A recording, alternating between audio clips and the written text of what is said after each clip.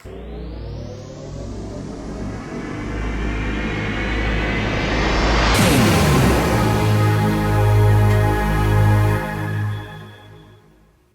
and welcome to Live Now, where we are building technology together.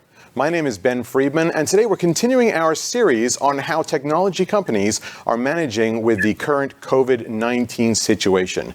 Today we're very lucky to be joined by Ryan Woodings, the founder of MetaGeek, a wireless Wi-Fi analysis company. Ryan, thank you so much for joining us today. Thank you, Ben. Great to be here. Yeah, it's great to have you. Before we get started, first let me ask, how are things with you and your family? I hope everyone is safe up there. And what's the situation like up where you are in Boise, Idaho? Yeah, the situation here is probably similar to a lot of places in the country. We've been shut down for about a month now, working from home. We have 2 kids at home, first and third graders, so trying to balance the homeschool teacher with 2 adults trying to work from home as well. On the kind of city and state side, my wife is actually on the Boise City Council, so it's been fun to have an inside look on how they're coping with it and how they're trying to balance the economy with the safety of all the individuals and when we might be able to start opening things up again slowly. And so I think Idaho is doing a good job trying to be careful and also not go too overboard. And so kind of trying to pay attention to science and what's going on and when we can start opening up a little bit. So overall, things are good. Very quiet out on the streets, but we live close to the foothills. There's a lot of outdoors in Idaho, so people are still using the trails and kind of trying to be social distancing, but able to get out and enjoy the sunshine as well. Yeah, you know, it's much the same here. Our studio is located in Phoenix, Arizona, and like Idaho, I think we're kind of one of those middle states. We're not like some of the Wild West places where they haven't shut stuff down at all, but we're also not like, I think, like Michigan and such that have sort of the most strictest of shutdown laws where I think you can't get together even with a group of more than 2 people, even if you're social distancing. So we have the same sort of rules down here that it's been up there, and we have lakes and trails that are open for people to exercise up there. So, and your wife's on the city council, that's interesting. Is there a lot of control at the city level, or is she mostly taking her cues from the state? Boise is the largest city in Idaho, and so it was, we had more coronavirus cases early on, and so Boise City actually put more rules and kind of shelter in place, no large gatherings together before the state did. Once the state stepped in and said, put in the stay home order, the city's basically been able to say, okay, follow what the state is saying. So, as you said, there's obviously been a big shift to remote working. How has that shift changed your business? I assume even though you're working from home, you're still able to talk to your customers and your clients. What sort of needs are they asking you for as a Wi-Fi analysis company? That's a great question. Most of our customers are in the medium to large business and organizations. So we do a lot with schools, hospitals, universities, large companies. And as you can imagine, a lot of those places, people aren't gathering. People aren't in schools. People aren't going to football games. And so a lot of our customers are kind of sitting there waiting for people to come back, while their employees are now working from home. So there's been a big shift from how do we get awesome Wi-Fi, robust Wi-Fi in the schools and in company headquarters to, oh, now all our employees are at home. How do we keep them online and get that home Wi-Fi instead of just being, hey, my home Wi-Fi is nice, I watch Netflix, I keep up on Facebook. All of a sudden it's, I need the home Wi-Fi to work 8 hours a day for work, for Zoom meetings, for other conference calls. And how do we make sure that that's working for all of our employees? It's interesting. You have Wi-Fi analysis tools that, as you say, are good for large venues, large corporate offices, and what have you. Do any of those translate into small places? Is there any Wi-Fi analysis required for a typical home or a small office sort of situation? We've had a free tool for a number of years that is pretty good for small offices and homes, and it's kind of been the target of it, but it's been just kind of a free tool, kind of basic. All of a sudden, it's become critical, and we've seen usage of that tool. It's called Insider. We've seen it jump to 25-30% over the last few weeks. And so there's definitely a strong need for tools in the home. You know, if your home Wi-Fi is not working, what do? Are you going to call your, CenturyLink or Cox? They're swamped right now. And so a lot of it is kind of do-it-yourself IT from home now. And so we've taken those free tools and tried to adapt them and provide better support for the work from home Wi-Fi in the tools. We've also done a lot on our website to add some educational materials, more tips. We call it work from home Wi-Fi.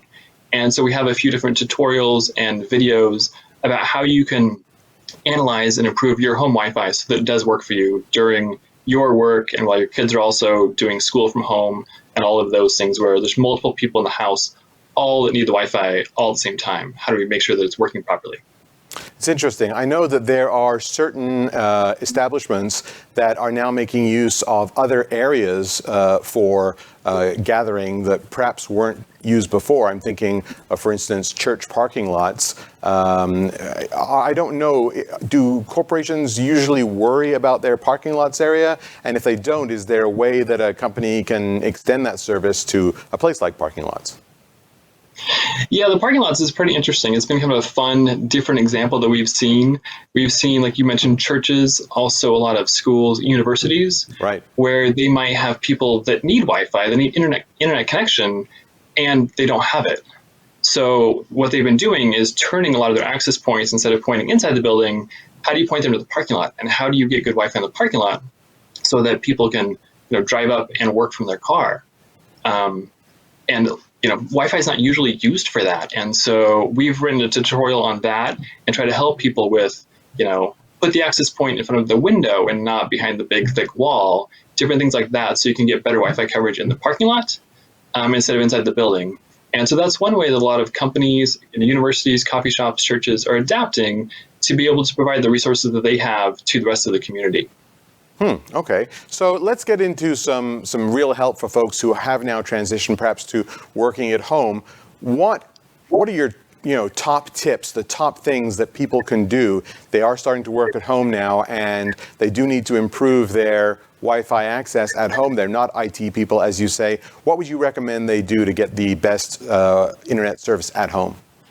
One thing you can do that is costs a little bit of money, but you can get a new mesh system. There's a lot of mesh systems out there from TP-Link, Netgear, Eero.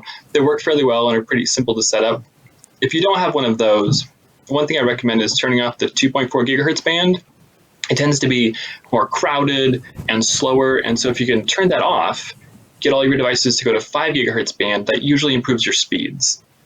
Another thing you can do is if you have some devices that are more essential, and then you have some, say, non-essential devices that are used more for just movies and things, you can put them on the 2.4 gigahertz band or make a different SSID, so a different network, for the non-essential devices, and so they're not blocking those more essential devices from the network. Do most like home routers have the ability to make multiple SSIDs and such, like you would see in a corporation? Yeah, most of them have the ability to set up at least a guest SSID, and so you can move the non-essential devices, the iPads for your kids, over to the guest network, and that would kind of keep them off of your network. And there's some other things you could do like that would probably improve your network. We have some good tutorials that I mentioned on our website. So if you go to MetaGeek.com, there's a big banner on the top that says work from home Wi-Fi, and that will have some videos and kind of step-by-step instructions for some other tips as well. It is interesting. There's so much now on a home, network.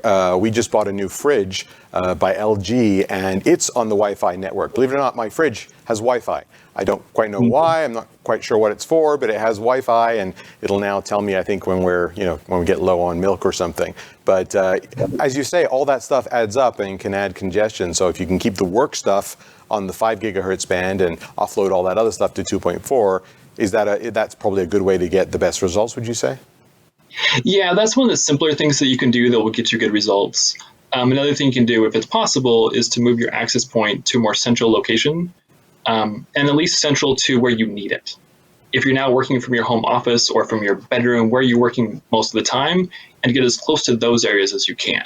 You may not need Wi-Fi in your kitchen for really essential work, even if your refrigerator is online, right? So if you can get your access point closer to where you're using it for critical work, that is also a good way to improve your Wi-Fi. Interesting. Okay. So last question. Tell me if somebody's interested in more information, if they're looking for some of these guides and tutorials, or if they'd like to get in touch with you guys to discuss some of these issues, where's the best place to go? Where's the best way to get in touch with you? Yeah, thanks for asking.